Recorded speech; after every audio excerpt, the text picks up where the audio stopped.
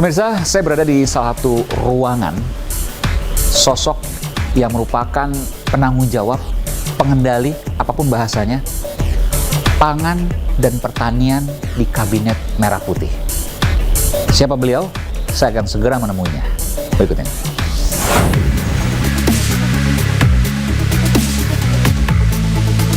Selamat malam, Pak Dar. Pak Wamen. Waduh, luar biasa ini. Kita ketemu lagi nih. Wakil Menteri Pertanian Republik Indonesia yang juga Ketua Umum Himpunan Kerukunan Tani Indonesia, HKTI. Terima kasih. Ya, Kita udah lama nggak jumpa. 12 tahun lalu. 12 tahun yang lalu. 12 Di tahun Ambalang yang lalu. waktu itu ya, oke. Dulu aku nyeting-nyeting. Anda kan yang wawancara Pak Presiden. Siap.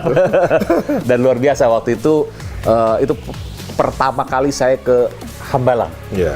Dan saya amazed betul waktu itu karena Pak Prabowo juga ternyata petani. Karena saya lihat kanan kiri ada tanaman, pangan ya, Waktu sayuran. itu beliau Ketua Umum KTI waktu itu. Betul, 10 tahun ya Iya, total 10 tahun. Oke. 2 periode, terus dilanjutkan Pak Fadlizon. Iya. 2 periode juga, terus sekarang saya yang lanjutin beliau. Jadi gerbang pertama itu kita masuk, ada tanaman kanan kiri sayuran. Betul. Terus gerbang kedua peternakan. Sapi, terus kambing ada ya? Ada kambing ada, terus ada kuda juga. Saya pikir luar biasa nih. Ini tentara atau petani gitu. Jadi Panglima TNI mungkin keliru ada tulisan A-nya di Panglima Tani. hanya ada bisa disisipkan di situ. Iya. Tapi soal pertanian memang Pak Prabowo nggak bisa dilepaskan. Iya. Seorang Prabowo Subianto dengan pertanian itu dari dulu kita mindsetnya ya HKTI pernah jadi apa Asosiasi pedagang pasar. Luar biasa. Aku juga sekarang jadi ketua umum asosiasi itu juga. Oh, jadi dulu Pak Prabowo kan HKTI dan Asosiasi Pedagang Pasar. Ya, mewarisi lah, saya mewarisi. Oke. Saya ketua umum asosiasi pedagang pasar juga dulu, Pak Prabowo 2 periode juga. Saya dengar Pak Wamen ini juga anak petani. Iya, orang tua saya petani. Biasa ada di ladang dan seterusnya. Tapi sebelum saya bicara soal tani, termasuk soal swasembada beras. Benarkah swasembada beras? Tapi katanya harganya naik. Nanti saya bicara soal itu. Tapi sebelum ke sana, nggak apa saya tanya itu ya. Emang ini penuh dengan teror ini sama Mas Aiman ini. Ya, was-was juga. Data. Saya mau tanya dulu, ini benderanya luar biasa loh Pak Wamen. Ini. Saya pikir tadi kain, ternyata ini kertas. Ini loh. Ini kertas. Jadi rapih gitu loh. Iya. Rapih gitu loh. Ini dan kilaunya juga beda. Saya berapa? Lebih dari 15 tahun keliling-keliling dari satu kementerian lain untuk wawancara juga, ya. Dan kemudian juga istana juga nggak pernah lihat yang seperti ini. Kayaknya baru pertama kali di sini. Ini eksklusif. Nanti kalau perlu aku bisa kirim. Tapi keren banget loh ini. Yeah. Dan nggak ada di mana-mana kayaknya nih ya. Luar biasa. Aku pun sendiri yang punya aja juga takjub. Ini bagus juga ya gitu. Saya dengar katanya dari ini di luar negeri juga menggunakan ini banyak ya. Iya. Dan sekarang di Indonesia yang salah satu adalah Pak Wamen ini.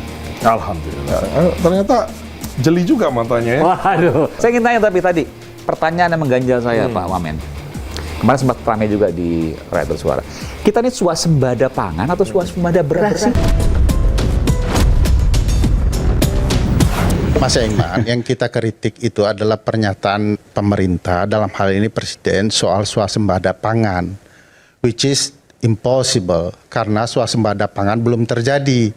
Karena pangan itu banyak, ada daging, ada bawang yang masih impor sampai sekarang. Iya, tadi kan saya sebut, yang diimpor itu hanya untuk bahan olahan tertentu, Bang. Iya, berarti kita belum swasembada pangan. Loh, impor itu emang kalau swasembada pangan kita tetap nggak boleh impor. Contoh. Jadi ayam, Adinda tolong contoh ayam. Bang, kasih pengertian swasembada pangan yang baik dulu. Kita itu nggak punya indukan ayam. Apakah lantas kemudian ketika kita bicara soal swasembada pangan kita nggak boleh mengimpor indukan ayam? Indonesia itu nggak pernah memproduksi indukan ayam, Bang.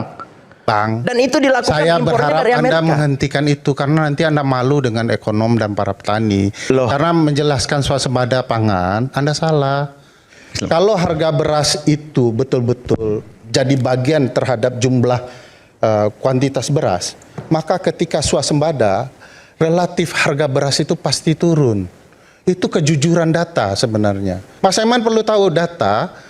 Harga beras di pasar modern dan pasar tradisional itu tipis. Maknanya apa kata teman-teman ekonomi? Ini kedua beras baik di pasar modern dan tradisional itu impor. Makanya nggak turun-turun sampai sekarang. Ya. Swasembada beras itu benar dan swasembada pangan juga benar. Oke. Gini Mas, sebenarnya pangan itu apa sih pangan tuh? Intinya pangan itu adalah karbohidrat dan protein. Ya. Nah, kita dari kebutuhan satu piring karbohidrat dan protein kita, kalau sayur dan lain-lain kan tuh itu vitamin dan seterusnya. Tapi intinya kan orang makan itu kan butuh karbohidrat dan protein. Dari Ya. satu piring karbohidrat itu kan yang paling utama kan nasi. Ya. Kalau kita makan nasi, kita kan selama ini kita masih impor beras. Dan di tahun 2025, tepat setelah Pak Prabowo dilantik tidak ada impor beras di 2020. Nol. Gitu. Ya. Nah, kenapa saya bisa katakan swasembada beras iya, pastikan sudah swasembada karena kita tidak impor. Kenapa swasembada pangan? Dan kebutuhan protein kita yang swasembada itu nggak hanya beras. Dari kebutuhan pangan ini, misalnya bawang merah swasembada, cabai swasembada, telur swasembada, ayam swasembada, Bentar, bawang merah swasembada, cabai cabai swasembada. swasembada, kemudian telur swasembada, Oke. daging ayam swasembada. Oke. Kemudian yang tidak Itu nggak ada impor lagi, Nggak ada kecuali impor. mungkin pangan ya. Pangannya si ayam misalnya. pakan ayam kan jagung. Kita jagung untuk pakan nggak udah swasembada juga. Oh, jagung Ya, untuk pakan jagung ternak. untuk pakan ternak itu sudah tidak impor. Oke. Gitu. Nah, sehingga yang kalau dari semua ini yang kelihatan besar, kelihatan masih impor itu adalah susu dan daging sapi. Nah, tapi kan kebutuhan protein ini bisa di-cover dari ayam, telur, dan ikan. Ikan Betul. kita juga swasembada. Sehingga kita bisa katakan bahwa dengan beras sekarang ini tidak impor, swasembada beras betul, plus swasembada pangan. Jadi kalau dulu 4 sehat 5 sempurna, ya kalau dulu ya, 5 sempurna kan susu. Mungkin anak sekarang nggak ada yang tahu, Pak Wamen. 4 sehat 5 sempurna. Iya. Jadi 1 nasi, 2 lauk pauk, 3 sayur, Buah, 4 buah, yang Susu. kelima susu. Tapi susu nggak kan? Susu nggak 4 semua. sehat disempurnakan susu, Betul. jadi sempurnakan gitu. Jadi dulu. sempurna. Iya. Nah, nasi swasembada, sayur swasembada lah. Ya. Swasembada. Lauk pauk, Swasembada. telur proteinnya tadi, Iya. ayam proteinnya, ikan proteinnya Iya, itu swasembada. betul. Buah-buahan juga, Buah-buahan juga kita swasembada. Jadi udah swasembada pangan ini ya? Betul, harusnya kan itu tadi yang ada memang yang masih impor, yang saya bilang tadi masih impor kan susu dan daging. Daging sapi. Nah ini menjadi tantangan kita bagaimana kita juga mengarah menuju ke sana supaya impornya tuh pelan-pelan berkurang. Kenapa? Substitusi impor Mas Aiman. Kalau masih impor itu kan artinya kita mendatangkan dari luar. Ya. Kalau kita bisa produksi dalam negeri, itu kan satu kita jadi swasembada, produksi kita jadi naik, petaninya jadi tambah sejahtera. Jadi sebetulnya Ya. artinya kalau masih impor tuh berarti ada opportunity, selama ada will, ada kemauan, bisa diproduksi dalam negeri, maka itu akan menjadi lompatan ekonomi baru. Jadi pertumbuhan baru, jadi PDB baru. Oke, ekonomi muter lah. Ya, Ekonomi muter. tadinya mensejahterakan Ya. peternak luar negeri misalnya, jadi nambahi di sini. Tapi ada pertanyaan juga begini. Ini boleh saya tanya kritis? Boleh. Mohon izin Pak Wamen. You can ask anything. Wah, luar biasa. Kalau dikatakan swasembada beras, ada yang nggak masuk logika. Ya, Swasembada beras kan artinya berasnya berlimpah, surplus. benar. Tapi kenapa harganya naik? Kita cek nih misalnya dari penggilingan, dari grosir, dari eceran, semuanya naik bahkan dari sejak awal 2026. Secara logika, ketika supply-nya, pasokannya banyak, maka harganya cenderung turun. Iya. Tapi ini harganya naik. Bagaimana Pak Wamen menjelaskan? Ya, memang kalau kita ngomong hukum ekonomi biasa Ya. betul. Supply banyak, demand-nya kurang kan harganya. Ya. Supply banyak kan harganya turun. Kalau supply-nya sedikit, harganya Naik. Gimana kan kemudian harganya naik. Oh iya, oke. Itu hukum Demand ekonomi relatif sama biasa lah kita, demand relatif sama. Tapi kalau kita bicara beras itu kan namanya barang bapokting, barang pokok penting atau komoditas penting. Ya. Kalau dulu kita selalu mengatakan sembako. Sembako itu diatur, Mas Aiman. Jadi diatur ada flooring price yang namanya HPP gabah 6.500 di tingkat petani, yang tujuannya untuk menjamin bahwa petani itu sudah hari-hari berangkat ke sawah, panas, mupuk, nanam dan lain-lain, itu kemudian panenannya cukup untuk menghidupi keluarganya.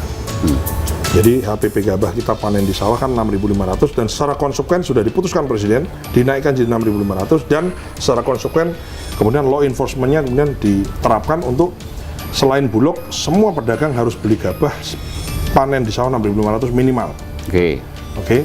Nah, Sementara di tingkat konsumen, untuk melindungi konsumen, maka ada namanya HET, harga eceran tertinggi Oke. gitu. Jadi artinya Mas Aiman, kalau harga beras itu terlalu murah, itu membunuh produsennya. Ya, betul. Kalau terlalu mahal, itu merepotkan atau merugikan konsumennya. Sehingga HET dan HPP di bawah dan HET inilah yang harus dijaga. HPP itu yang harga pokok produksi. Harga pokok produksi di Oke. tingkat petani, dan HET harga eceran tertinggi di tingkat konsumen. Sehingga yang dimaksud mahal itu harus dilihat dari HET-nya. I see, oke. Misalnya HET-nya beras medium, HET-nya 13.500. Nah, selama tidak lebih dari 13.500 itu boleh. Jadi ini saya kan perlu ada jelaskan. jenis-jenisnya. Betul, ada yang di bawah, ada premium dan seterusnya. Ya. Tapi begini, artinya harga ini untuk menjaga kesejahteraan Betul. baik petani maupun konsumen. Daya beli masyarakatnya. Bukan sekedar bahwa ini hukum ekonomi dilepas Nggak bisa, pasar bebas, nggak bisa. bahwa ketika barangnya banyak, supply-nya banyak, maka kan logikanya harganya turun. Betul. Tapi itu Dan biasanya memang kalau lagi panen raya harga turun. Nah, Oke. cuman Pak Prabowo kan nggak mau. Rugi petani. Rugi petani. Oke. Maka kemudian ditetapkanlah HPP 6.500. Tapi kalau nggak ada instrumennya, Mas, tidak ada instrumen, tidak ada intervensi pemerintah, cuman ditetapkan peraturan aja kan, hukum ekonomi akan terus berjalan. Akhirnya harga gabahnya pasti akan lebih murah dari 6.500 kan. Maka Bulog hadir, Mas. Bulog itu adalah instrumen negara di mana gabah yang tidak diserap oleh pasar, Bulog beli. Disimpan di gudang Bulog jadi cadangan beras pemerintah. Ya. Gitu. Jadi kalau misalnya ada orang nih panen, harganya ditawar sama pedagang di bawah 6.500, yang dijual.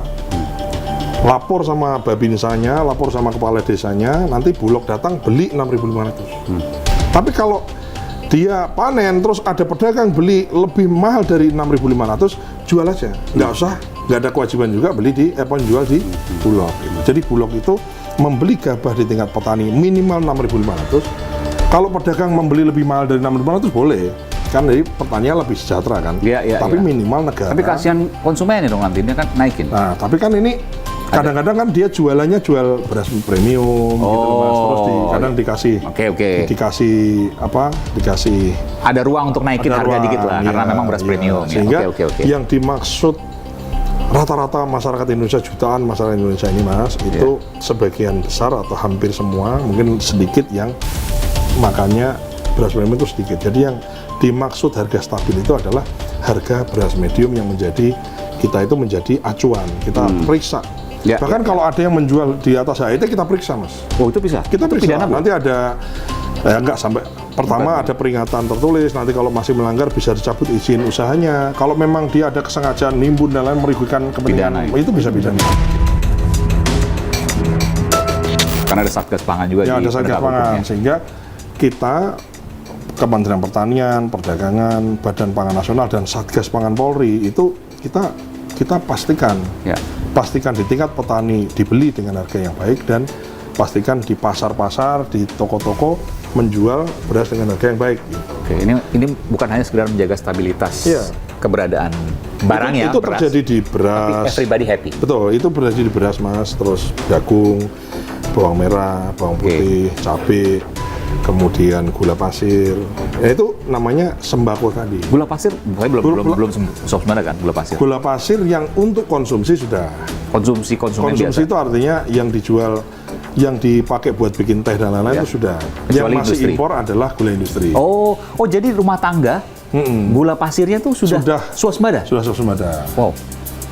Sudah. Kecuali gula rafinasi industri itu untuk kebutuhan pabrik makanan dan minuman. Iya, oke. Ya kan ada cola lah, ada teh semua gitu. itu makanan dan minuman kan pakai gula rafinasi, refined sugar. Nah, itu masih impor. Nah, ini pelan-pelan bagaimana caranya supaya, artinya kalau impor itu kan tadi, Mas, impor itu mengandung opportunity yang bisa disubstitusi produksi dalam negeri. Betul. Nah, makanya kita pelan-pelan berusaha untuk meningkatkan produktivitas petani. Rendemennya kita naikkan dengan cara kita bongkar ratu dan lain-lain. Banyak caranya. Kalau saya pribadi juga substitusi. Substitusi dirasa. Yang tadinya manis sekarang pahit-pahit aja cukup. Lebih sehat. Lebih sehat katanya gitu. Iya, iya. Cuma kan nah, gula ini kan ya kita kan nggak bisa juga bilang kurangi ya. Teh tadi pakai gula, sekarang nggak pakai gula. Iya, kalau- Kopi tadinya misalnya gulanya 3 sendok misalnya, Iya. sekarang cukup setengah atau 1 sendok Iya, paling banyak iya, kan iya, gitu ya. iya, gitu. Itu butuh juga untuk kampanye supaya jangan-jangan konsumsinya turun juga semakin bisa ekspor kita, nggak hanya swasembada. Betul. Makanya diwawancari sama Mas Aiman itu penting bagi saya untuk memberitahu yang belum tahu. Oke. Karena kan pemirsanya banyak nih Mas Aiman ini. Tapi saya sebelum sana saya mau tanya dulu. Ternyata Pak Wamen yang juga ketua umum HKTI senang anggrek loh, ini luar biasa. Ini di bawah Mas, di bawah Dirjen Hortikultura. Jadi kita di pertanian kita itu pangan ya kan, beras, jagung, singkong. Bagus Nanti banget, terus hortikultura tuh sayuran, buah-buahan dan tanaman hias. Tanaman itu termasuk hias. ini. Kita bina, kita ada. Iya. Jadi termasuk termasuk domainnya Kementerian Pertanian lah. Saya pikir tadi Pak Wamen, ini karena mau diwawancara, jadi disiapkan bunga kertas. Ternyata asli loh ini. Ini bagus, seger masa banget bunga ini. kertas? Masa ke kantor pejabat Kementerian Nggak. Pertanian bunga kertas nggak mungkin. Tapi ini kita- bagus banget loh. Ya, Ini bagus banget. Aku suka lah, aku suka. Oke Pak Dar, Pak Wamen, yang juga Pak Ketum HKTI dan terima juga kasih, Pak terima kasih. Ketua Asosiasi Pedagang Pasar seluruh Indonesia, APPSI. Jabatannya banyak nih ya, Waduh, jabatan iya. banyak, tapi semuanya untuk ke bawah. Alhamdulillah. Petani, pedagang pasar, dan Iya. seterusnya. Saya ingin tanya, jujur Pak Wamen, Ya, boleh. apa kata mereka soal negara kita, pedagang pasar, petani, dan seterusnya? Ada kekhawatiran, ada optimisme, atau seperti apa? Pasti kan setiap hari, setiap waktu ya, setiap minggu, Pak Dar sebagai ketua umumnya, sebagai Wamentan, komunikasi dengan mereka. Iya. Kalau ngelihat di bawah ya Mas ya, ini sekali lagi kita kesampingkan dulu kondisi di sosmed dan lain-lain ya. Kita betul-betul kita datang ke desa, itu Mas, steady lah, stabil, baik gitu. Karena apa? Karena kalau khususnya di daerah pedesaan, itu memang ngefek Mas. Swasembada, produksi beras Mereka kita kerasa, langsung terdampak gitu ya? terdampak. Misalnya Karena apa Pak Wamen? Contoh misalnya dulu pupuknya susah, sekarang pupuknya gampang. Dulu pupuknya berapa, sekarang di diskon ya, dapat diskon kan potongan dari Pak Presiden 20%. Jadi pupuk subsidi di diskon jadi 20% lebih murah. Terus dulu pas saat panen raya harga jatuh, nggak ada yang nolongin. Nah sekarang ini pas panen raya harganya tuh 6.500 minimal Mas per kilo panen padi di sawah gitu. Nah itu jadi jaminan sehingga orang tua saya sendiri kan orang tua saya kan masih bertani Mbak sekarang. Sampai saya bertanya, Masih bertanya apa, bertani. Pak Wamen? Oh ini menarik, saya mau tanya itu ya? Iya boleh. Bertani apa dan dari dulu apa? Dari dulu bertani padi palawija. Oke. Jadi aku tanya ke orang tua saya, aku kan survei paling gampang tanya. Jadi pendapatannya tuh naik. Jadi memang yang biasanya panen dapat sekian gitu Iya. itu kemudian panen yang sekarang wah entoke banyak gitu. Di Dapatnya Sragen? di Gerobokan. Gerobokan, oke. Iya. Oke. Nah, aku cek ke mertua saya, ke saudara saya di kabupaten lain, termasuk saya pergi kunjungan, saya cek ke jaringan Greener dan lain-lain tuh di pedesaan yang agraris ini relatif Mas, baik, kondisinya baik. Jadi nggak semengerikan kalau orang komentar di sosial media. Terus kalau kemarin di pedagang pasar itu ya, kalau pedagang pasar aku cek, satu yang dirasakan mereka adalah selama dua kali Ramadan dan 2 kali Lebarannya Pak Prabowo jadi presiden kan udah 2 kali Ramadan dan 2 kali Lebaran. Itu relatif harga-harga tuh stabil. Stabil tuh artinya kalau naik segera turun, kalau turun segera naik gitu. Tadi itu kan harga itu kan ditentukan HET dan lain-lain tadi kan. Cuman memang kalau pedagang pasar memang kita masih berusaha untuk bagaimana memperbaiki kondisi pedagang pasar ini karena memang pasar di daerah ya banyak yang rusak, becek dan lain-lain, termasuk ada persaingan pasar online, ada minimarket dan supermarket. Nah itu yang masih menjadi PR untuk kita perbaiki. Nah, saya udah dengan privilege yang saya punya, walaupun saya mengurus pertanian mainly, tapi karena saya juga bisa komunikasi dengan kementerian dan lembaga terkait urusan pedagang pasar, ya tentu saja kita berusaha untuk aspirasi itu kita. Artinya dulu Mas, kan kita baru menjadi bagian dari pemerintah kan sekarang. Dulu kan kita jadi ketua HKTI, ketua APSI kan di luar pemerintah. Jadi sekarang ini kan kita ada di dalam pemerintah, sehingga insya Allah Mas, sejauh ini tuh memang memperjuangkan aspirasi yang paling efektif itu adalah kita berjuang di jalur politik, kita rebut kekuasaan secara konstitusional yang benar, kemudian kita berbuat kebaikan, Mas. Ini saya rasakan betul bahwa ternyata sangat efektif, Mas. Jadi ya perjuangan itu macam-macam ya, advokasi, ada yang turun ke jalan, kadang ada kalau perlu, kadang perlu demonstrasi. Itu kan di dalam demokrasi kita diperbolehkan gitu. Bahkan nulis di surat kabar, bikin konten sosialnya boleh. Tapi sejauh ini memang mengaplikasikan aspirasi rakyat, masyarakat, baik petani, pedagang pasar atau siapapun itu, ternyata lebih efektif dan efisien dan efektif bisa kita ini begitu kita berada di dalam pemerintahan, kita punya kewenangan, punya anggaran dan lain-lain gitu. Jadi di bawah memang dilihat betul bahwa so far ya saya tidak ada peningkatan yang memang mereka rasakan. Meskipun tadi disebutkan ya, kalau di media sosial kan macam-macam, warna-warni dari A sampai Z ada. Tapi memang saya salah seorang argumentasi yang tadi ya, wah katanya swasembada, kenapa beras mahal itu memang argumentasi mengemuka. Kalau Mas Aiman ke desa, itu ya orang di desa ya, kalau mau murah ya gimana dong, kan nggak mungkin. Jadi ada dua keseimbangan yang harus kita jaga. Jadi ibaratnya kalau kata Pak Menteri saya, Pak Amran, pertanian itu spektrumnya luas. Nah, kalau mau kaya gitu ya, kalau mau kaya itu jangan bermain atau jangan berkegiatan. Kalau mau kaya ya, itu jangan berkegiatan di daerah yang ada HPP dan HIT-nya. Karena kan di situ diatur semua. Diatur pemerintah. Kok nggak bisa ambil untung terlalu banyak gitu loh. Oke. Jadi nggak bisa orang tuh jualan beras terus kemudian ngambil untung ugal-ugalan, nggak boleh. Itu melanggar aturan. Tapi kalau Anda jualan misalnya gula aren, Anda eksportir gula aren, Anda eksportir rempah-rempah, Anda jualan minyak sawit, Anda jualan kelapa, olahan kelapa, orang dan lain-lain, itu tidak diatur, Mas. Dan itu artinya Anda bisa eksponensial, bisa dan itu mekanisme pasar. Nah itu tadi ini kita bicara lagi. Kalau seandainya suplainya banyak, harga-harga itu berpengaruh. Betul. Suplai banyak pasti harga turun. Betul. Suplainya sedikit, harga itu naik tuh yang tidak diatur. Tapi khusus untuk beras, walaupun suplainya banyak, tadi ya, surplus, tapi harga tetap diatur. Maka jangan harap misalnya yang di bawah bisa menaikkan setinggi-tingginya untuk petani misalnya, yang di atas menurunkan serendah-rendahnya bagi konsumen. Nggak bisa. Karena rugi. Kalau harga beras itu mahal, yang untung adalah petani tapi merugikan konsumen. Sebaliknya harga beras terlalu murah, konsumennya suka, senang, tapi petaninya miskin terus. Jadi itu beras, jagung, gula pasir yang berhubungan dengan petani, bawang merah, petani cabai, itu semua diatur, Mas. Termasuk harga telur. Telur itu gitu, telur kan maunya ibu-ibu, maunya telurnya murah sekali. Tapi kan ada orang tuh mesti beli pakan, pelihara telur, dia ada tenaga, nah itu loh.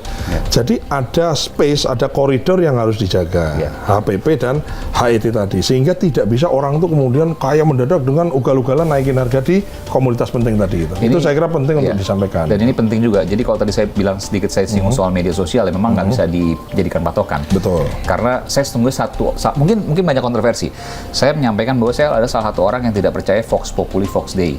Kalau dibilang bahwa suara ini mungkin Pak Wamen nggak berani ngomong gini, kalau saya berani. Karena suara rakyat, suara Tuhan kan seperti itu. Artinya suara rakyat, suara kebenaran. Belum tentu yang banyak itu adalah benar. Itu keyakinan saya. Tapi mungkin kita bisa berbeda. Ya itu relatif sih. Memang banyak itu kan relatif. Belum tentu benar. Kemudian kan yang paling benar dari suara banyak itu kan sensus. Itu kan jelas benar. Oh, itu data. Data, ya kan. Tapi kalau bicara kebenaran, tapi kalau kita bicara banyak sesuai dengan perspektif masing-masing kan nggak bisa dipertanggungjawabkan kan gitu. Makanya kalau kita bicara soal di medsos suara seperti ini nggak bisa jadi patokan. Nggak bisa. Tapi kalau survei misalnya dengan metodologi yang secara statistik bisa dipertanggungjawabkan, itu bisa. Tapi kalau hanya karena kelihatan banyak itu kan susah, Mas, untuk di-judge gitu. Sekarang kita bicara yang juga sensitif, Pak Wamen. Emang susah kita ngadepin soal SAWIT, sawit. Kita mau B50 dan seterusnya lah. Tapi saya bukan bicara soal itu dulu. Saya bicara soal kemarin ada rencana Papua lebih dari 1 juta hektar, saya lupa angka pastinya, yang akan digunakan untuk menanam sawit. Sementara ini saya harus buka bahwa ada kekhawatiran. Belum lama ini Sumatera terkena bencana yang diduga adalah pengalihan lahan dari hutan lindung ke sawit. Dua hal yang mengerikan. Satu terjadi di Sumatera karena sawit, dan sekarang mau dibuat sawit di Papua. Bagaimana Pak Wang yang jelaskan? Oke, aku jelaskan agak panjang ya, nggak apa-apa ya. Jadi gini Mas, ini kan sekarang ada ketidakpastian di global. Ini aku tarik dulu di ujung nih. Nah, ketidakpastian di global, ancaman perang dan lain-lain. Negara kita adalah negara kepulauan. Nah, saya melihat, ini pendapat saya pribadi adalah bahwa kita juga sebagai negara harus bertahan. Bahwa ini kan perang, ini kan invasi ya. Ya kan, ini kan sudah ada contohnya gitu. Nah, artinya secara geopolitik kita harus memainkan peranan yang baik, dan secara internal kita harus kuat. Maka swasembada itu baik. Sekali lagi tadi, kita tidak impor itu artinya kita bisa kelola semua kebutuhan pangan kita dikelola dalam negeri, which is itu bagus sekali. Hanya harus ditambah lagi, kalau untuk resilient kita itu swasembada di setiap pulau, Mas. Ketahanan kita harus swasembada. Setiap pulau. Maksudnya gini, kan beras kalau swasembada tinggal dikirim. Nah, kita kan harus memikirkan di dalam situasi yang sulit.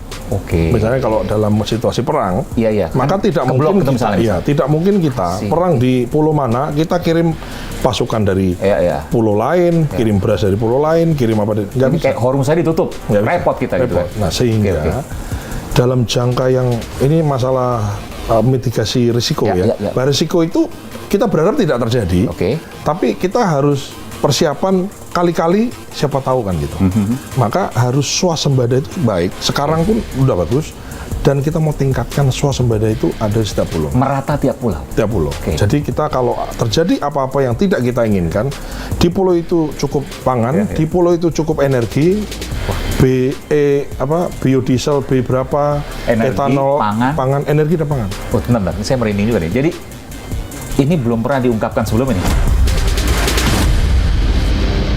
Kita mau tingkatkan swasembada itu ada di setiap pulau. Merata tiap pulau. Tiap pulau. Jadi kita kalau terjadi apa-apa yang tidak kita inginkan, di pulau itu cukup pangan, di pulau itu cukup energi, biodiesel, berapa, energi, etanol, pangan, energi dan pangan. Oh, bentar, saya merinding juga nih. Jadi ini belum pernah diungkapkan sebelum ini. Ini maksudnya ini eksklusif loh pertanyaan. Karena begini, bagi kita sekali lagi tadi kan kita prestasi nih tahun kemarin swasembada, tapi kita mau tingkatkan, bahwa di setiap pulau atau setiap kabupaten, setiap provinsi itu harus punya ketahanan. Karena apapun bisa terjadi. Oke, luar biasa. Itu satu hal yang satu yang kita udah bahas. Maka efeknya apa? Efeknya adalah terjadi pertumbuhan. Orang yang tadinya tidak bertani jadi bertani, jadi punya penghasilan. Nah, jadi artinya apa? Artinya kita antisipasi yang jauh sekalipun itu ternyata dalam jangka pendek menengah juga manfaatnya besar, gitu loh. Misalnya di Papua, yang tadinya nggak tanam jagung, kita kemudian tanam jagung. Udah mulai sekarang ya. Nanam padi di Papua, sehingga yang beras sangat mahal di Papua. Kalau kita lihat ngomong masalah harga ya, kita kan selalu ngomong sekali makan 150 ribu di sana, luar biasa. Sehingga mau tidak mau, ya kita harus ke Papua, kita harus nanam di Papua, nanam padi, nanam jagung, dan nanam apa saja yang memang dibutuhkan untuk ketahanan di situ. Nah, kemudian apa keunggulannya? Kita bisa bangun pabrik macam-macam lah, tapi itu kan butuh satu sophisticated teknologi, butuh ahli-ahli yang tertentu. Kalau pertanian kan so far tidak terlalu, jadi semua orang bisa mengerjakan, tidak butuh pengetahuan yang gimana-gimana, semua kalangan bisa mengerjakan. Dan hasilnya bisa dimakan raw, dalam artian bahwa kayak telur, ya udah tinggal digoreng kan, nggak perlu diolah pabrik. Artinya kan added value-nya itu nggak perlu diolah. Berapa turunan 7, 8, 10, 12 kali kan nggak perlu. Ya namanya telur ya digoreng, direbus, dimakan, gitu kan. Jadi nah, artinya apa? Artinya memang kita harus mandiri. Nah ini kan misalnya aku tambahi ya, kita nggak usah ngomong Papua dulu, kita ngomongin misalnya dengan MBG, maka kebutuhan telur, protein ayam, daging ayam, telur ini kan meningkat. Ini tidak, ke depan itu tidak boleh lagi telur di Palu atau di Sulawesi Tengah kemudian dikirim pakai pesawat atau pakai kapal dari Surabaya lagi. Nggak harus. Jadi kita cek, jadi Kementerian Pertanian ini kemudian bikin peta sebaran, maka kita mesti bikin kandang di mana. Harus Koperasi Desa Merah Putih itu kemudian harus pelihara ayam, maka sentranya di mana? Ini kita petakan semua. Di mana kita bangun apa, Mas? Kita di Malang bangun namanya pabrik DOC-nya. Kita bangun pakan di kabupaten mana, di kecamatan mana, di provinsi mana, itu berdasarkan di sini banyak sumber jagung, kita bikin pabrik pakan di situ, sehingga jagungnya tidak dibawa ke keluar daerah itu jadi pakan terus dibawa ke situ lagi. Nah, ini kan namanya pembangunan holistik, Mas. Nah, jangka pendeknya tadi saya katakan, jangka pendeknya kita penuhi dulu deh kebutuhan pokok kita. Kita sudah penuhi. Berikutnya adalah bagaimana sebaran, bagaimana kita secara merata kita punya ketahanan yang kuat di setiap provinsi, di setiap kabupaten, dan di setiap pulau itu. Gitu, Mas. Nah, sehingga B50 itu kan adalah namanya adalah anugerah Tuhan, Mas. Jadi B50 mungkin banyak yang belum paham juga. Jadi B50 adalah solar. Solar ya. B50 adalah diesel atau solar. Iya. 50%-nya berasal dari minyak sawit. Minyak sawit. Jadi biodiesel itu dari sawit. Iya. Bioetanol itu berasal dari singkong, tebu, dan jagung. Kalau bioetanol buat bensin ya. Pengganti oktan berapa nanti? Semuanya bisa? Ya, bisa. Sampai Pertamax Turbo pun bisa gitu ya, sampai oktan 98. Bisa. Luar biasa. Kita target di E20 di tahun 2028. Artinya 20% bensin kita itu kemudian kita substitusi dengan bahan nabati. Dan kalau sudah E20 etanol 20% tadi dan B50 biodiesel 50%, swasembada. Kita nggak impor lagi. Gini, Mas. Kan ini kan ada ngomong tadi pertanyaan sawit kan ya? Iya. Sawit ini kan bisa jadi pangan, bisa jadi energi. Betul? Nah, sawit kita, Mas, 60% sawit dunia itu berasal dari Indonesia. Seluruh dunia nih, Iya, 60% dari Indonesia? 60. Oke. Ada 18% dari Malaysia, disinyalir yang dari Malaysia itu juga ada bagian dari Perkebunannya di kita. Nah, jadi artinya apa? Kita nih sawit penguasa dunia. Nah, begini. Ini ada sawit, kebutuhan pangan dan kebutuhan energi.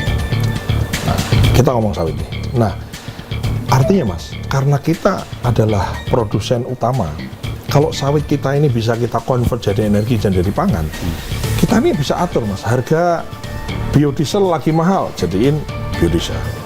Harga energi lagi di luar negeri, misalnya harga sawitnya lagi, harga sebaiknya lagi tinggi, kita ekspor. Jadi kita bisa minyak goreng mahal, jadi minyak goreng. Iya, jadi minyak goreng. Kalau harga minyak goreng mahal, dikonvert jadi minyak goreng. Kemarin untuk COVID kan. Jadi kita punya apa ya istilahnya, bandulan gitu ya. Iya. Kenapa? Karena kita kuasai barangnya. Gitu, Mas. Jadi sawit ini di situ. Nah, kita tadi udah bahas masalah ketahanan, tadi udah bahas di satu sisi, dan satu sisi lagi adalah kita bahas mengenai bahwa sawit itu mengandung dua makna, bisa jadi energi dan bisa jadi pangan. Dan nah, yang ketiga, pangan yang namanya minyak sawit ini, minyak nabati sawit ini adalah minyak nabati yang paling efisien dibanding dengan minyak nabati sumber lain. Untuk apa misalnya? Misalnya canola sama bunga matahari kita bandingkan. Untuk digunakan sebagai? Untuk gunakan untuk vegetable oil kan. Oh, untuk minyak sawit goreng. ini kan disipul di ekspor kan nanti jadi minyak goreng. Jadi minyak goreng. Vegetable oil. Dan dia paling efisien. Efisien dari mana? 1 hektar sawit ditanam, minyak goreng yang dihasilkan itu sama dengan 15 hektar kebun bunga matahari. 1 berbanding 15. Luar biasa. 1 hektar sawit berbanding 15 hektar kebun bunga matahari. Nah, jadi kalau sehingga harga minyak nabati murah gitu, itu sangat kompetitif dan ini menjadi, mohon maaf, ini persaingan dagang. Harganya murah lah kalau gampangnya gitu. Ya, harganya murah dibanding bunga matahari sama minyak canola. Ya. Sehingga semuanya untuk minyak goreng nih gitu kan. Sehingga kan negara yang memproduksi bunga matahari, minyak matahari, minyak canola kan dia harus memproteksi petani ya, Mas. Maka dia ada isu, ada narasi-narasi yang babat hutan, ini terakhir ada isu matiin orangutan lah, matiin monyet dan lain-lain gitu. Faktanya tidak. Faktanya kan begini, faktanya. Termasuk soal tadi pergeseran hutan lindung menjadi kebun sawit. Itu step berikutnya begini. Kalau Anda perhatikan sekarang, itu kan ada Satgas PKH, Satgas Penertiban Kawasan Hutan. Ada kan? Sudah disita, Mas. Kebun sawit yang melanggar aturan sudah disita totalnya 4,8 juta hektar. Dari total berapa kita punya? Total kan kita punya 16-17 juta. Hampir 30% itu. Nah, yang disita itu yang melanggar yang bagaimana? Mas punya IUP perkebunan bikin 10.000, tapi yang Oke. Mas bangun 11.000, 12.000. Nah, yang 2.000 itu tambahan Ilegal. itu ternyata ilegal. Banyak yang kemudian diantaranya masuk kawasan hutan lindung. Oh, dia babat hutan lindung. Ya, nah semua jadi Maaf saya potong. Jadi 10.000 yang legal. Dia buatnya 12.000. 12.000 misalnya. 12.000 dia ambil hutan lindung. Nanti artinya yang babat. 2.000 itu artinya tidak di area yang diizinkan sama dia. Iya, artinya dibabat hutan lindung. Kurang lebih gitu lah. Karena kan harus digantikan dengan Ya, satu. maksudnya gini. Kalau yang 10.000 tadi Pasti Pak di hutan lindung sih tidak, tapi ada di antara Wamen, juta-juta tadi. mengganggu ekosistem hutan Oh, lindung. jelas, kan? jelas. Tapi yang 10.000 tadi dipastikan tidak tidak mengganggu ekosistem ya, hutan lindung. Ya, enggak boleh dong kan. Aturan itu kan ada, Mas. Bangun kebun itu kan enggak asal dipangkasin gitu kan enggak. Jadi mohon maaf, boleh saya katakan ini, Iya, yang iya. terjadi di Sumatera adalah banyaknya pelanggaran karena mereka merusak ekosistem hutan lindung dan itu ilegal. Yes. Kalau legal, katakanlah kalau kita bicara idealnya, kalau mereka legal, maka kalaupun terjadi bencana, karena banjir bandang nggak bisa kita hindari secara 100% gitu ya, itu tidak akan separah yang terjadi di Sumatera Nah, Utara. gini, kalau Mas perhatikan itu ya, ini sekali lagi ini pendapat ya, ini nanti bisa jadi debatable, tapi Anda bisa lihat faktanya. Dari yang hanyut-hanyut itu, kan kayu gelondongan, Mas. Yes. Tidak ada satu biji pun pohon sawit yang hanyut Yes. di situ. Jadi yang menjadi persoalan adalah kegiatan ilegal penebangan hutan di kawasan yang tidak diperbolehkan. Apapun tujuannya.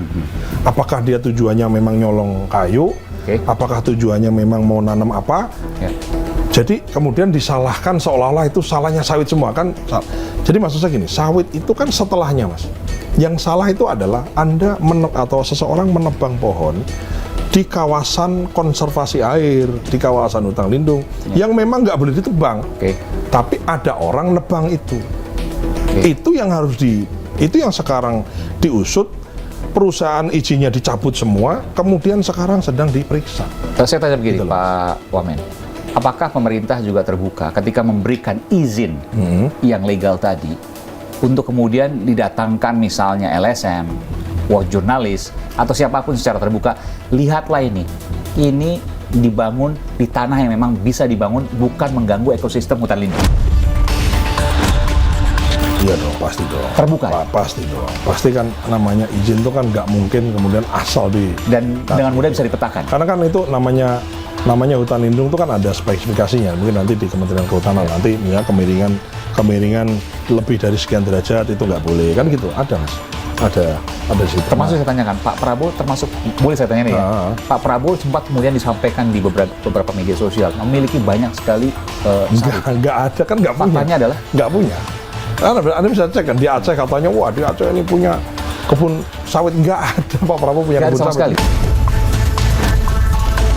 Nggak ada. Sama sekali. Nggak ada. Yang ada adalah Pak Prabowo punya namanya hutan industri, hutan tanaman industri namanya. Kalau HTI. sekarang HTI itu pinus yang udah sekarang kemarin diserahkan ke WWF ya, kemudian jadi konservasi gajah dan lain-lain itu, yang 90.000 hektar itu, karena memang Pak Prabowo juga nggak, itu HTI-nya juga nggak ditebang, nggak karena kan Dibiarkan begitu begitu aja gitu. Jadi kalau dibilang Pak Prabowo punya kebun sawit, cek aja nggak ada di mana itu, Dan terbuka di Aceh, wah seolah-olah itu karena Pak Prabowo kan nggak gitu. Jadi ini kan masalah narasi dan saya juga narasi sesat itu. saya juga di sosial media saya sampaikan juga kan, berusaha untuk kita jelaskan bahwa enggak ada, yang ada adalah punya penguasaan hutan tanaman industri yang kemudian dijadikan konversi untuk habitat Tapi yang gajah. terpenting adalah bahwa semua ini terbuka.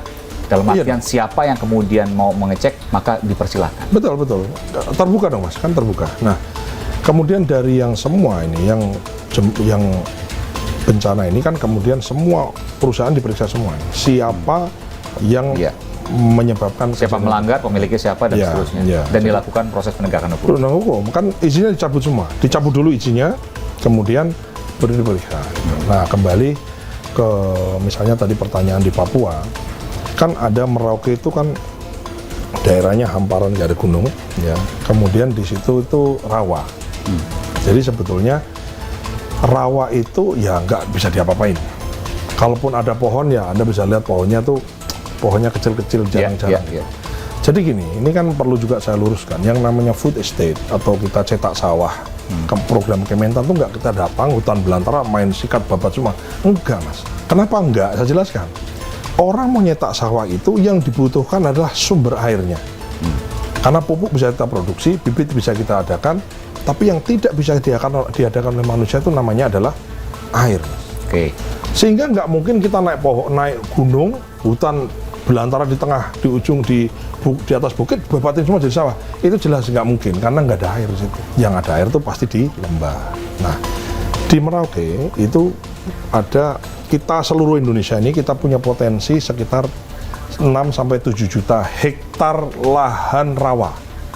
Jadi ya berair, tapi ya nggak ada apa-apa gitu ya. Ya udah pokoknya nggak ada apa-apa lah gitu. Hutan rawa inilah, atau bukan hutan, lahan rawa inilah yang jarang-jarang.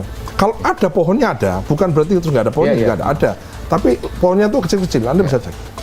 Itulah kemudian yang kita convert menjadi sawah, menjadi lahan yang lebih produktif dan seterusnya gitu mas. Karena toh kalau dibiarkan nggak ada manfaatnya juga. Maksudnya ya apa gitu, ya kan lahan rawa.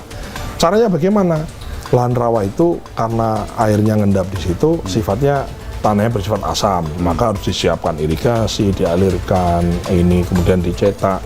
Dan begitu dicetak itu nggak terus kemudian ditanami padi misalnya, terus panennya bagus, enggak. Ya kan kita butuh siklus, ya kan kondisi tanah harus diperbaiki dan lain-lain gitu. Jadi memang itu tantangan gitu. Jadi, nah orang bertanya, kalau sekarang sudah swasembada Mas Dar, ngapain juga cetak sawah? Ada orang naik gitu. Kan sekarang ini tanpa harus aneh-aneh, mana udah swasembada nih. Kenapa? Nah, cetak sawah itu tidak cetak hari ini, besok ditanam terus kemudian panennya banyak, enggak. Kita butuh siklus 2 tahun, 3 tahun, bahkan 5 tahun, ada yang sampai 10 tahun baru kemudian jadi sawah dengan in normal condition gitu. Nah, sehingga cetak sawah ini adalah jaminan pangan generasi Indonesia untuk 10, 50, dan 100 tahun ke depan. Mau tidak mau, suka tidak suka harus kita lakukan. Terlepas juga ada alasan tadi, harus swasembada di masing-masing kabupaten dan provinsi dan pulau-pulau tadi. Karena lahan sekarang belum tentu ada terus. Ada terus. Mungkin ganti nanti jadi perumahan dan seterusnya. Walaupun Pak Presiden sudah mengeluarkan peraturan ya, Perpres dan PP yang intinya adalah sawah forever lah. Jadi alih fungsi lahan dari sawah itu nggak boleh gitu. Buat perumahan itu nggak boleh? Nggak boleh. Oh, itu udah ada? Harus ada, nanti diganti. Itu baru nih? Baru nanti dicek dah nomor berapa apa yang ada. Nah, jadi ya kalau ada orang. Sebelumnya kalau kita jalan ke Jawa Tengah, Jawa Timur, Jawa Barat, yang tadinya sawah sekarang jadi perumahan. Betul, gitu kan? ini sekarang dikurangi mas. Jadi udah namanya sawah forever lah. Jadi sebisa mungkin karena memang kebutuhan itu menjadi penting gitu. Nanti kalau ada kebutuhan mendesak, misalnya dia proyek strategis nasional, harus ada industri, harus butuh lahan dan lain-lain. Ada syaratnya, harus diganti di mana, berapa kali, dan jadi ada syaratnya mas. Jadi pangan swasembada, energi swasembada. Saya mau tanyakan, kan Pak Dar ini sosok yang lama bersama Pak Prabowo belasan tahun, hampir 20 tahun lah. Saya ingin tanyakan, kenapa Pak Prabowo selalu menitik beratkan pada dua itu, pangan dan energi? Kan Pak Dar ini sosok yang lama bersama Pak Prabowo belasan tahun, hampir 20 tahun lah. Saya ingin tanyakan, kenapa Pak Prabowo selalu menitik beratkan pada dua itu, pangan dan energi? Sama satu lagi sebenarnya, sama air. Air. Ya, jadi swasembada pangan, swasembada energi, dan swasembada. Kalau air ya kita alhamdulillah udah berlimpah lah. Ya. Meskipun juga bisa berubah satu waktu, harus kita jaga. Ya karena kan pada dasarnya mas, manusia itu bisa hidup tanpa apapun kecuali makan gitu.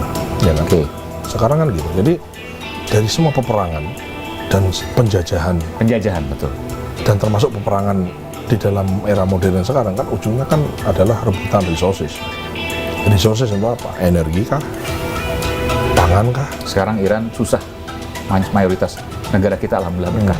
Jadi ya ini kan apa ya istilahnya ya, kita ini adalah negara tropis, lahannya luas, subur tanahnya, masyarakatnya itu pekerja keras, jadi nggak ada alasan kemudian tidak swasembada satu. Dan yang kedua, sektor pertanian itu luas sekali mas, Tadi kan kita baru singgung misalnya perkebunan atau pertanian untuk pangan dikonversi jadi energi. Belum kita ngomong kopi, belum ngomong kelapa, belum ngomong yang lain-lain. Jadi ini potensinya sangat besar dan kita pro terhadap kemajuan, tapi ingat bahwa pangan ini menjadi penting. Nah, satu lagi mungkin sebelum acara berakhir gitu ya. Ini kan ada orang mengatakan begini, mana mungkin Indonesia swasembada. Ini orang bilang katanya, ada pengamat bilang mengatakan itu Karena bertahun-tahun susah tuh. karena bertahun-tahun susah. Kemudian nih seolah-olah ada seorang pengamat mengatakan itu nggak mungkin dong. Kan ada alih fungsi lahan kita itu berkurang. Ya. Makin berkurang kok malah makin tambah swasembada. Gimana logikanya kan? Iya Dia betul bilang. betul. Nah, jadi orang tuh nggak paham gitu Mas. Kita punya 7,4 juta hektar lahan produktif kita. Tapi yang punya irigasi itu nggak semua. Jadi tidak semuanya kemudian ada irigasinya. Ada yang tada hujan. Ada hujan. Nah, kalau kalau- hujannya numbuh, kalau nggak hujan ya mati. Ada dua, ada tada hujan sama lahan rawa tadi. Oke. Kalau tada hujan, itu kalau musim kemarau dia nggak nanam, Jadi dibiarin. dibiarin. Oke, Jadi rusak setahun cuma nanam 1 kali pada saat musim Oke, hujan. kurang lebih 6 Kalau bulan. lahan rawa, itu pada saat kemarau dia nanam. Karena airnya surut. Ya. Nah, lahan tada hujan dan lahan rawa inilah kemudian kita engineering Sehingga sepanjang bagaimana tahun. caranya Oke. ada air sehingga bisa ditanam lahan yang sama yang tadinya panen sekali jadi panen 2 kali, Oke. yang 2 kali jadi 3 kali, atau yang sekali jadi 3 kali. Demikian juga dengan rawa. Betul. Sehingga Oke. yang dihitung itu bukan luas lahannya, Ya, tapi ya. luas panennya, Mas. Ternyata jadi soal yang kita hadapi saat ini bukan soal lahan ansih, bukan lahan saja, Iya. tapi soal produktivitas lahan. Betul, betul. Karena kan kalau di daerah rawa, Mas, di Sumatera Selatan, di Kalimantan Tengah, termasuk di Merauke, itu orang itu nunggu kemarau air surut, Ya, baru dia nanam padi. Nanti begitu musim hujan banjir kan dia nggak nanam. Nah, begitu kita bikin engineering, dibikin sodetan, dibuatkan parit, dibuatkan irigasinya, sehingga di bulan atau musim penghujan tuh airnya juga tidak menggenang seperti biasanya, sehingga dia tetap bisa nanam. Jadi ini sebetulnya Bagi rawa disedot. kalau Pas bagi waktu rawa musim itu hujan. bagaimana caranya airnya nggak menggenang. Oke, Kalau lahan dialirkan. tada hujan itu dipompa airnya supaya air tanah yang tadinya kering itu kemudian basah dan bisa ditanam. Soal pupuk, apakah ada permasalahan yang kemudian harganya juga kompetitif, apalagi di tengah perangiran, betul ya? Gimana cara menjaganya? Karena nggak mungkin juga kita bicara soal hasil pertanian swasembada tanpa bicara pupuk. Ya, kayaknya mungkin kalau sama Mas Aiman kita mesti bicara 3 jam. Mas. Aku jelaskan semua. Nanti mungkin kalau ada sesi lain boleh aku diundang lagi. Tapi intinya gini, pupuk itu kan orang tuh butuh benih, pupuk, air, terus pas panen mesti harga bagus lah. Kira-kira kan itu aja, Mas. Ingredientnya kan benih, pupuk, air. Nah, kalau kita bicara pupuk, nanti akan saya jelaskan terkait gelatin. Saya mau bicara tentang bedanya pengelolaan pupuk sekarang sama yang lalu. Dulu itu, Mas, itu nggak simpel. Jadi semua orang mesti tanda tangan lah, 11 kementerian mesti tanda tangan, mesti teken, bupati mesti teken, gubernur mesti teken, sehingga birokrasi lah yang kemudian menghambat diri kita sendiri. Ini pengadaan pupuk untuk Iya, bawah ya? untuk petani. Jadi Sehingga semua mesti- petaninya itu Kelamaan. udah panen, pupuknya baru datang. Iya, oke. Nah, ini semua diregulasi oleh Pak Presiden. Oke. Nggak perlu melibatkan banyak orang, cukup Menteri Pertanian, Pupuk Yes. Indonesia Holding Company, dan petani, itu kemudian sekarang beres. Jadi bukan ketersediaan sebenarnya, tapi soal bagaimana administrasinya. Oke. Jadi Ya, kadang-kadang jelas. kita bikin aturan yang Oke. nyusahin diri kita sendiri gitu. Terakhir Pak Wamen, Ya. saya ingin tanya, apa sih yang ada di mimpi Pak Prabowo atas negara ini? Ya gini Mas Aiman, kan semua orang tuh maju ke kontestasi politik, itu kan punya tujuan yang Ya, kurang lebih sama ya. Kalau kita ultimate goals lah kita. Ultimate goals-nya kan sama. Kita punya 3 calon presiden, Pak Anies, Pak Prabowo, dan Pak Ganjar. Itu kan sebetulnya punya ultimate goals-nya kan sama. Sama-sama ingin membawa Indonesia lebih maju, lebih sejahtera, dan lain-lain. Cuman kan kemudian ultimate goals yang sama ini, tapi caranya yang berbeda kan. Nah, cara inilah yang kemudian dikonteskan, dibedah, dibahas, diinformasikan kepada rakyat kan. Kemudian rakyat akhirnya memilih apa? Memilih cara mengelola negara menuju Indonesia yang sama-sama diinginkan tadi, dengan cara mengelola negara ala siapa? Ternyata kan rakyat memutuskan ala Pak Prabowo. Yang ala yang bagaimana gitu ya. Ya, Allah yang bagaimana? Allah yang menempatkan sektor pangan, pertanian, itu menjadi salah satu program prioritasnya. Artinya maksudnya gini mas, kita itu punya so much potential. Dari mulai hilirisasi, downstreaming dari semua sumber daya alam kita. Ini semua dikerjakan, diteruskan, karena memang semangatnya Pak Prabowo adalah melanjutkan pemerintahnya Pak Jokowi di mana downstreaming atau hilirisasi itu teruskan. Tapi ingat, bahwa potensi pertanian dan kelautan kita tuh besar sekali. Nah, sehingga kalau ditanya mimpinya Pak Prabowo itu apa? Mimpinya adalah semua sumber daya yang kita miliki. Sumber daya pertanian, sumber daya perkebunan, sumber daya perikanan, sumber daya pertambangan, sumber daya energi, dan sumber daya yang kita punya. Katakanlah 3 lah ya, sumber daya alam berbasis mineral, berbasis migas, dan berbasis agro. Itu bagaimana caranya sumber daya ini diberdayakan sebesar-besarnya, di downstreaming seluas-luasnya, dan memberikan manfaat bagi sebanyak mungkin rakyat Indonesia. Itulah kenapa kebun sawit yang melanggar disita negara. Itulah kenapa tambang ilegal disita negara. Itulah kenapa semua yang melanggar disita negara, asetnya disita, dan kemudian orang yang bersangkutan itu diperiksa, dan sebagian jadi tersangka, dan sebagian sudah masuk penjara. Dan Pak Prabowo tidak melihat siapapun yang berada di balik itu. Ya. Kalau bersalah, harus siap dengan konsekuensinya. Ya, sikat. Harus siap dengan konsekuensinya. siapapun itu. Siapapun itu. Apakah itu teman dekat, sahabat dekat, kerabat, ataupun kolega bisnis, tidak melihat. Dan itu karakter Pak Prabowo. Ya, Anda bisa lihat. Jadi ya ini ikhtiar besar gitu ya. Ikhtiar besar. Artinya apa gini? Bagi kita, bagi kami atau bagi Pak Prabowo juga itu, bahwa kita ini adalah negara yang kaya. Dan kekayaan ini harus bisa mensejahterakan rakyatnya. Caranya bagaimana? Ya caranya tidak boleh kemudian barang ini, sumber daya ini dikelola oleh orang-orang yang kaya tambah kaya, kemudian yang miskin tambah miskin. Nah itu kan yang keliru. Dan itu yang terjadi selama ini. Dan itu terjadi selama ini, dan itu yang sekarang dirubah atau berusaha dirubah kebiasaan ini oleh Pak Prabowo. Karena yang biasa belum tentu benar, tapi marilah kita membiasakan yang benar, jangan membenarkan yang biasa. Baik, Pak Wakil Menteri Pertanian Republik Indonesia yang juga Ketua Umum Himpunan Kerukunan Tani Indonesia dan juga Ketua Umum Asosiasi Pedagang Pasar Indonesia, Bapak Sudaryono. Terima kasih Pak Dar, terima kasih telah waktunya memberikan di iNews di dialog spesial lain. Emang wawancara sama Mas Aiman itu challenging lah. Terima kasih. Dan mohon maaf kalau ada kurang-kurang Pak ya. It's okay. Yang penting pertanyaan kritis yang ada selama ini di benak masyarakat bisa saya tanyakan secara langsung. Terima kasih. Terima kasih Pak. Thank you. Terima kasih. Kita minum dulu.